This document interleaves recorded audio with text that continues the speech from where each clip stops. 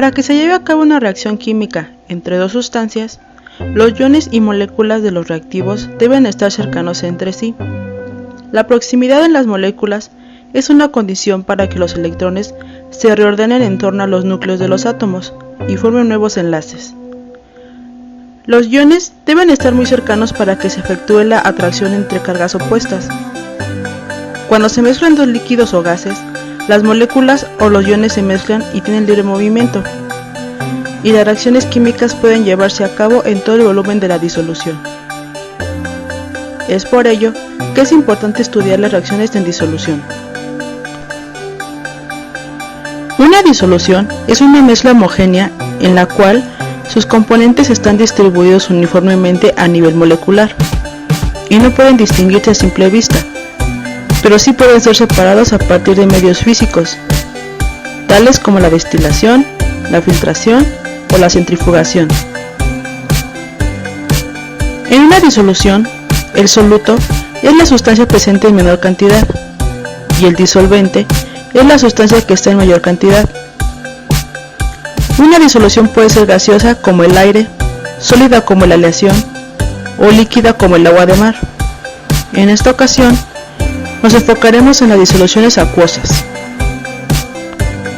Un electrolito es una sustancia que cuando se disuelve en agua forma una disolución que conduce la electricidad, y un no electrolito es una sustancia que cuando se disuelve en agua forma una disolución que no conduce la electricidad.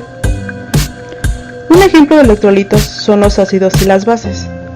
Algunos son fuertes como el ácido clorhídrico y el ácido nítrico, mientras que otros, como el ácido acético, no se ionizan por completo, es decir, son electrolitos débiles. Pero, ¿qué son los ácidos y las bases? Hay distintos enfoques para definir un ácido y una base. A finales del siglo XIX, el químico sueco Svante Arrhenius formuló las siguientes definiciones. Un ácido es una sustancia que se ioniza en el agua para formar iones H+, y una base como sustancias que se ionizan en agua para formar iones OH-. La definición de Arrhenius tiene limitaciones. Por un lado, el concepto de ácido se restringe a especies químicas que contienen hidrógeno, y el de base a especies que contienen iones hidroxilo, y además solo se puede aplicar a disoluciones acuosas. Por tal motivo, han surgido otras definiciones de ácido y base, como la de Bronsted y Lowry. Ácidos. Los ácidos tienen un sabor agrio, y al ponerse en contacto con el papel tornasol, este cambia de azul a rojo. Además, conducen la electricidad. Al reaccionar químicamente con un metal activo, liberan hidrógeno, y cuando lo hacen con carbonatos y bicarbonatos, desprenden CO2. Bases. Las bases tienen un sabor amargo, y al ponerse en contacto con el papel tornasol, este cambia de rojo a azul, y también conducen la electricidad. Son resbaladizas al tacto como el jabón. Esto se debe a que disuelven los ácidos grasos y aceites de la piel, lo cual reduce la fricción entre los dedos a medida que se rozan entre sí. ¿Cómo sabemos si una disolución es ácida o básica? Para ello debemos explicar primero qué es el pH. El concepto de pH lo inventó el danés Sørensen, quien vivió de 1868 a 1939 y que dirigía los laboratorios químicos de la fábrica de cervezas Carlsberg. Inventó este concepto para tener una medida clara y bien definida de la acidez. Ha intrigado a muchos la denominación pH, escrita así: P en cursiva minúscula, H en mayúscula. Se pensó que el símbolo procedía de potencial de hidrógeno. Sin embargo, Gianni Focci en 2001 da una explicación del origen del símbolo, en lo que lo casual cobra mucha importancia.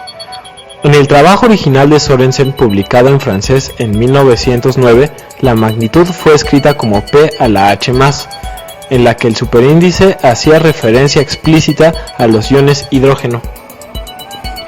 Sin embargo, este símbolo era demasiado complicado para su impresión, y los tipógrafos de la época impusieron sucesivas simplificaciones. Primero se eliminó el más y finalmente la H dejó de escribirse como superíndice. Pero, ¿cuál es el significado de la P?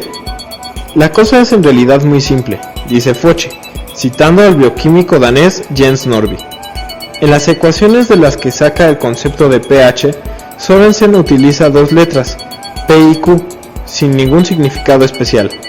La P figura de nuevo en el símbolo final, pero sin implicaciones semánticas, es decir, no significa nada. El pH es una escala con la cual se puede medir la acidez o basicidad de una disolución con base en la constante de ionización del agua pura, Kw, que se calcula como el producto de las concentraciones de los iones H+ por la concentración de los iones OH-, y que a 25 grados tiene un valor de 1 por 10 a la menos 14, lo cual significa que las concentraciones de H+ y OH- están en equilibrio, es decir, cada una tiene un valor de 1 por 10 a la menos 7. Si se toma en cuenta la definición de Arrhenius, entre más protones de hidrógeno se liberen H+ en una disolución, esta será más ácida, porque tendrá una capacidad mayor de protones presentes. De ahí que el pH se pueda determinar mediante la expresión pH igual a menos el logaritmo de H+, donde H+ es la concentración de protones. Puedes observar lo anterior en la siguiente figura. El pH puede medirse con tiras de papel conocido como papel pH, el cual tiene un código de colores que al contacto con el agua o la sustancia deseada cambiará según la concentración de protones. Este código se compara con otro código de referencia para saber el resultado. Un método más preciso es el uso de un potenciómetro pHmétro, el cual puede tener una resolución de hasta 0.1 a 0.01 unidades de pH. ¿Qué es un indicador? Es una sustancia natural o sintética que cambia de color de acuerdo al pH del medio en que se encuentra. Esto se debe a que las moléculas del indicador cambian de color en función de la concentración de los iones hidrógenos presentes en el medio. Los indicadores que se pueden utilizar en el laboratorio son muy variados y cada uno de ellos es útil en un intervalo particular de pH. Algunos de los más comunes se muestran en la siguiente tabla. Las reacciones que ocurren entre los ácidos y las bases se llaman reacciones de neutralización. Cuando un ácido reacciona con una base, se obtendrá como productos una sal y agua. Por ejemplo, el ácido clorhídrico al reaccionar con hidróxido de sodio produce cloruro de sodio y agua. ¿Qué es una curva de titulación? Para responder a esta pregunta se debe definir qué es la titulación. La titulación es un procedimiento analítico cuyo objetivo es determinar la concentración de un analito con propiedades ácidas o básicas, utilizando una disolución valorada en una base o ácido, mediante una reacción de neutralización. Las valoraciones ácido-base poseen las siguientes características. Se basan en una reacción volumétrica ácido-base. El fundamento teórico de dicha reacción es la transferencia de protones entre el ácido y la base.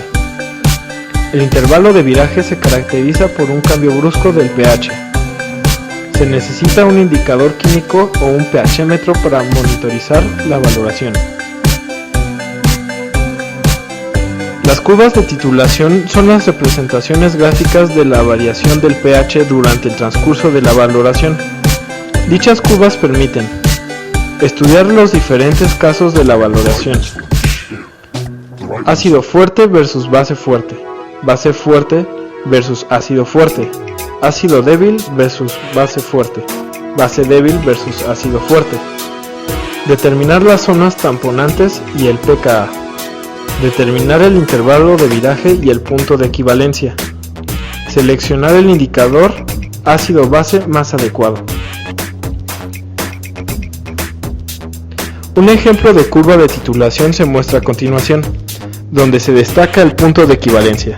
el cual es un punto teórico que se alcanza cuando la cantidad de reactivo patrón añadido equivale exactamente al del analito. Resulta imposible determinar experimentalmente el punto de equivalencia de una valoración. En su lugar, únicamente se puede estimar una posición al observar el cambio físico relacionado con la condición de equivalencia. Este cambio se llama punto final de la valoración. En la siguiente práctica obtendrás los datos para construir una curva de titulación y al mismo tiempo verificarás los intervalos de pH en los cuales se obtiene el vire de dos indicadores. Para esta práctica necesitarás un vaso de precipitados de 500 ml, pHímetro, bureta de 50 ml, parrilla con agitación, agitador magnético, piseta con agua destilada, gotero y un trapo. También requerirás los siguientes reactivos: indicador de fenoftaleína e indicador de verde de bromocresol, 500 ml de disolución 0.1 normal de ácido clorhídrico y 50 ml de disolución 0.05 normal de hidróxido de sodio. Coloca 50 ml de la disolución 0.05 normal de hidróxido de sodio en el vaso de precipitados, así como el agitador magnético. Sitúa el vaso de precipitados debajo de la parrilla y activa el mecanismo de agitación. Agrega 5 gotas del indicador de fenoftaleína. Observarás la formación de un color rosa intenso. Llena la bureta con 50 ml del titulante, que es la disolución de ácido clorhídrico 0.1 normal, y ubícala sobre el vaso de precipitados. Construye una tabla como la que se muestra a continuación y registra el pH inicial de la disolución. Añade titulante en intervalos de 50 ml y ve registrando el pH hasta alcanzar un pH cercano a 12. Continúa la titulación agregando volúmenes de 20 ml hasta que registres un pH cercano a 9. Llegado a este punto, disminuye el volumen a agregar en intervalos de 0.2 ml para verificar a qué pH se presenta el vire del indicador de rosa tenue a transparente. Una vez que la disolución cambie de rosa a incolora, agrega 5 gotas del indicador de verde de bromocresol y continúa la titulación con volúmenes de 5 ml hasta tener un pH cercano a 5. Cuando se esté cerca de este punto, titula con volúmenes de 2 ml hasta llegar a un pH aproximado de 4. Llegado a este punto, disminuye el volumen a agregar en intervalos de 0.2 ml para verificar a qué pH se presenta el vire del indicador de azul verdoso a amarillo. Después de registrar el vire del indicador, continúa la titulación hasta haber alcanzado un volumen acumulado de 500 ml, variando los volúmenes del titulante en un inicio en intervalos de 5 ml hasta que tengas un pH cercano a 2 y posteriormente en intervalos de 50 ml hasta que alcances un volumen acumulado total de 500 ml. Por cada vez que añadas titulante, registra el pH. Con los datos obtenidos, construye una curva de titulación. En el eje de las abscisas deberás graficar el volumen del titulante utilizado y en el eje de las ordenadas los pH registrados. Identifica en la curva de titulación construida el pH donde se observaron los vires de cada indicador. ¿Tus indicadores cambiaron de color en el intervalo reportado por la literatura?